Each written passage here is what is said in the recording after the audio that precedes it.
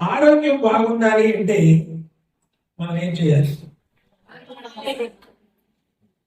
మనకి చదువు ఎంత ముఖ్యమో మన ఆరోగ్యం కూడా ఎంత ముఖ్యం. ఆరోగ్యం బాగుంటేనే కదా చదువుకునేది. ఈ ఆరోగ్యం బాగుండాలి అంటే మనం శారీరకంగా శరీరాన్ని కొంచెం ఇబ్బంది పెడతామనంటే ఇంకేమైనా రండి, శరీరాన్ని మనం అలసిపోయేటట్టు చేయాలి. మైండ్ ప్రశాంతంగా ఉంటుంది. చదువుకునేది చదువుతుంటే గుర్రకు ఎక్కుతుంది. సాయంత్రం ప్రశాంతంగా నిద్రపోదు. మీరందరూ చక్కగా ఆడుకోవడానికి వాలీబాల్, తర్వాత టెన్నికాయిడ్స్,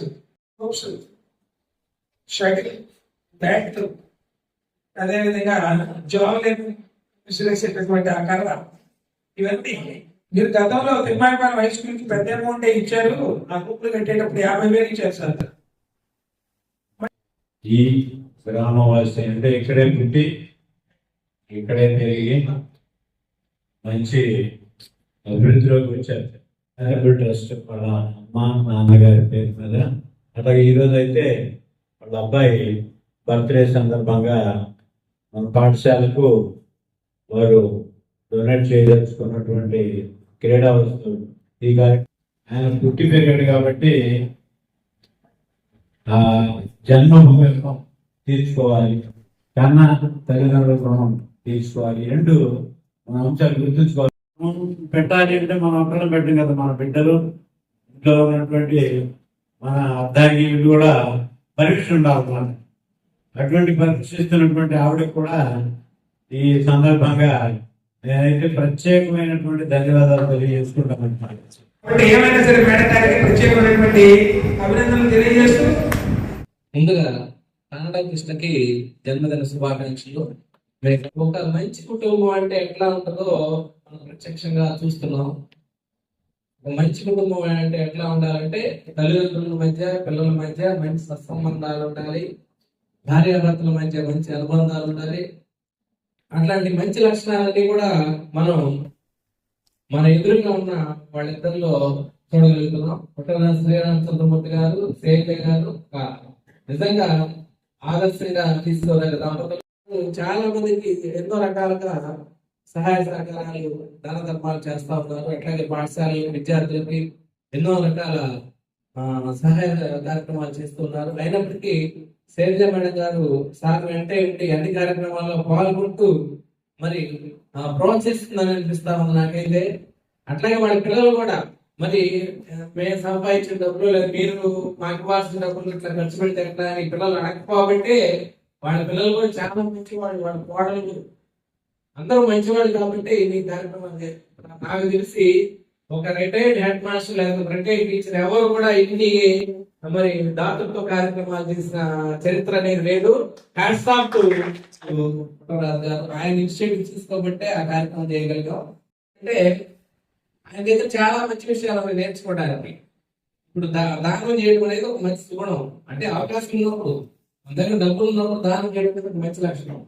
ఆయన మంచి మ్యాథ్స్ మాస్టర్, లెక్కలు బాగా చెప్పాడు, లెక్కల మీద గణితాల మీద పుస్తకాలు రాశాడు. మరలా మంచి కవితలు రాస్తాడు, లెటర్స్ పాడతాడు. అమ్మా నాన్న ప్రేమ బుల్లిగా రామకృష్ణ చారిటబుల్ ట్రస్ట్ పెట్టి మరి ఎన్నో కార్యక్రమాలు వాళ్ళ రోజు దోచుకున్నారు ఆయన. అట్లాగే ఎన్నో ప్రకాశం జిల్లాలో కూడా వెళ్ళాడు.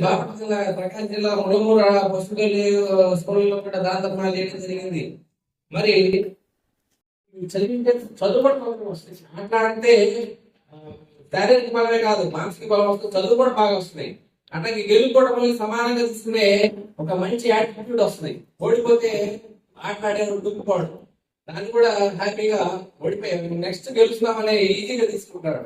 కాబట్టి అట్లాంటి ఆట వస్తువులు మీకు ఇచ్చినందుకు పెద్ద స్కూల్లో ఆట వస్తువులు పరికరాలు కొరత ఖచ్చితంగా ఉన్నది.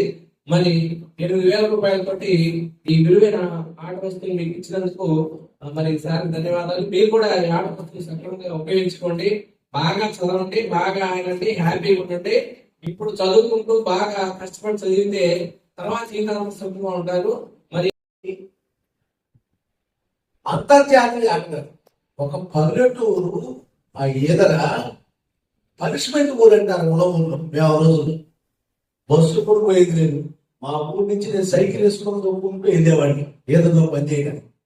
అట్లాంటి ఒక ఊరిని మా ఊరు లాంటి పీడీ గారు అంతర్జాతీయ క్రీడాకారులు తయారు చేశారంటే ఈతలకి ఎంత పేరు వచ్చుంటుంది, బబులూరికి ఎంత పేరు వచ్చుంటుంది. భారతదేశ క్రీడా పటంలో ఈతలకు ఒక స్థానం కల్పించారు. భారతదేశ క్రీడా పీడీగా అన్ని క్లాసులతో పిల్లలతో వాళ్ళకి సంబంధం ఉంది. అందరి పేరు చెప్పగలుగుతారు, ఒక పీడీ కానీ ఒక హెడ్ మాస్టర్. కాబట్టి ఎవరైతే బలహీనుడు ఉన్నాడో వాటిలో మెంటల్ డ్యామేజ్ ఎప్పుడు అనారోగ్య సమస్యలతో ఉంటాడు. ఇవన్నీ దూరం చేసే ఒక పెద్ద డాక్టర్ ఎవరైనా తెలుసా మీకు?